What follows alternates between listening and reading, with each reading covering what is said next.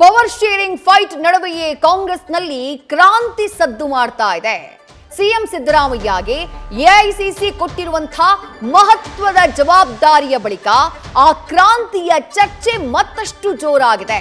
ಕ್ರಾಂತಿಯ ಚರ್ಚೆಗೆ ಮತ್ತಷ್ಟು ಪುಷ್ಟಿ ಸಿಕ್ಕಿದೆ. ಹಿಂದುಳಿದ ವರ್ಗಗಳ ರಾಷ್ಟ್ರೀಯ ಸಲಹಾ ಮಂಡಳಿಗೆ ಸಿದ್ದರಾಮಯ್ಯ ಅವರನ್ನ ನೇಮಕ ಮಾಡಲಾಗಿದೆ. ದಿಢೀರ್ ಅಂತ ಹೇಳಿ ಸಿದ್ದರಾಮಯ್ಯ ಅವರಿಗೆ ದೊಡ್ಡ ಹೊಣೆಗಾರಿಕೆಯನ್ನ ನೀಡಿರೋದು ಹಲವು ರಾಜಕೀಯ ವಿಮರ್ಶೆಗಳಿಗೆ ಕಾರಣವಾಗ್ತಾ ಇದೆ. ರಾಜ್ಯದಲ್ಲಿ ಸಿಎಂ ಬದಲಾವಣೆ ಆಗೋದ್ರ ಬಗ್ಗೆ ಸುಳಿವು ಸಿಕ್ಕಿದೆಯಾ? ಹಾಗಾದ್ರೆ ಸಿಕ್ಕಿರುವಂತಹ ಸುಳಿವಾಯಿದು.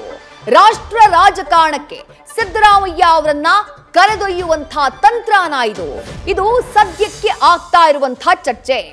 24 ಸದಸ್ಯರ ಸಲಹಾ ಮಂಡಳಿ, ಹಿಂದುಳಿದ ವರ್ಗಗಳ ರಾಷ್ಟ್ರೀಯ ಸಲಹಾ ಮಂಡಳಿ, ಎಐಸಿಸಿ ವತಿಯಿಂದ ಆಗಿರುವಂತಹ ಒಂದು ನೇಮಕ.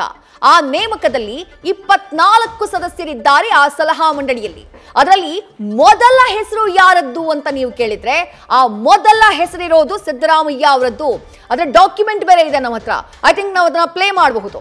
ಸಿದ್ದರಾಮಯ್ಯ ಅವರ ಹೆಸರೇ ಆ ಲಿಸ್ಟ್ ನಲ್ಲಿ ಮೊದಲನೆಯದ್ದು. ಸಿದ್ದರಾಮಯ್ಯ ಇದ್ದಾರೆ, BK ಹರಿಪ್ರಸಾದ್ ಅವರಿದ್ದಾರೆ, ಅಶೋಕ್ ಗೆಹ್ಲೋಟ್, ಭೂಪೇಶ್ ಬಘೇಲ್, ವಿ ನಾರಾಯಣಸ್ವಾಮಿ, ಸಚಿನ್ ಪೈಲಟ್, ವೀರಪ್ಪ ಮೊಯ್ಲಿ, ಮಾಜಿ ಸಿಎಂ, ಹೀಗೆ ಒಟ್ಟು 24 ಕಾಂಗ್ರೆಸ್ನ ನಾಯಕರು. ಅದರಲ್ಲಿ 4 ಜನ ಮಾಜಿ ಸಿಎಂಗಳಿದ್ದಾರೆ.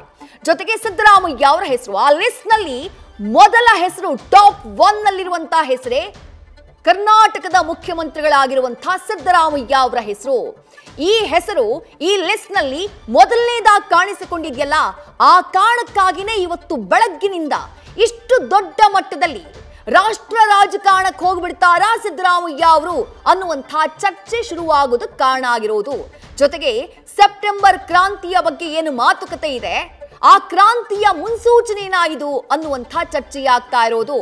ಸಿದ್ದರಾಮಯ್ಯ ಅವರ ಸ್ಥಾನ ಪಲ್ಲಟದ ಸುಳಿವಾಯಿದು ಅನ್ನುವಂಥ ಹೇಳಿಕೆಯನ್ನ, ಅನ್ನುವಂಥ ವಿಮರ್ಶೆಯನ್ನ ವಿಪಕ್ಷಗಳು ಮಾಡ್ತಾ ಇರೋದು. ಒಟ್ಟು 24 ಜನ ಸದಸ್ಯರಿದ್ದಾರೆ. ಕಾಂಗ್ರೆಸ್ನ ಸೀನಿಯರ್ ಲೀಡರ್ಸ್ ಇದರಲ್ಲಿದ್ದಾರೆ. ಕರ್ನಾಟಕದ BK ಹರಿಪ್ರಸಾದ್ ಅವರ ಹೆಸರಿದೆ, ಮಾಜಿ ಸಿಎಂ ವೀರಪ್ಪ ಮೊಯ್ಲಿ ಅವರ ಹೆಸರಿದೆ, ಜೊತೆಗೆ ಬೇರೆ ಬೇರೆ ರಾಜ್ಯಗಳ ಹಿರಿಯ ನಾಯಕರ ಹೆಸರುಗಳಿದ್ದಾವೆ. ಕಮಿಟಿ ಏನು? ರಾಷ್ಟ್ರೀಯ ಹಿಂದುಳಿದ ವರ್ಗಗಳ ಸಲಹಾ ಮಂಡಳಿ. ಆ ಸಲಹಾ ಮಂಡಳಿಯಲ್ಲಿ ಮೊದಲ ಹೆಸರು ಸಿಎಂ ಸಿದ್ದರಾಮಯ್ಯ ಅವರದ್ದು. ಇದೇ ಈ ಪತ್ರಿಕಾ ಪ್ರಕಟಣೆ ಅಥವಾ ಈ ಆದೇಶ ಇದೆಯಲ್ಲ, ಇದು ಒಂದು ಲಿಸ್ಟ್ ಇದೆಯಲ್ಲ, ಇದು ಬೆಳಗ್ಗಿನಿಂದಾನು ಕಾಂಗ್ರೆಸ್ ಪಾಳ್ಯದಲ್ಲಿ ಜೊತೆಗೆ ರಾಜ್ಯ ರಾಜಕಾರಣದಲ್ಲಿ ವಿವಿಧ ರೀತಿಯ ಚರ್ಚೆಗೆ ಗ್ರಾಸವಾಗ್ತಾ ಇದೆ.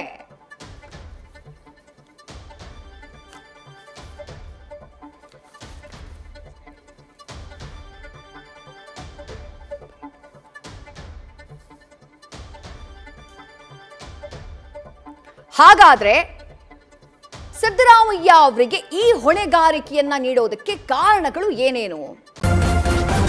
ನ್ಯೂಸ್ ಫಸ್ಟ್ ನಿರ್ಭೀತಿಯಿಂದ ನಿಮ್ಮ ಪರವಾಗಿ.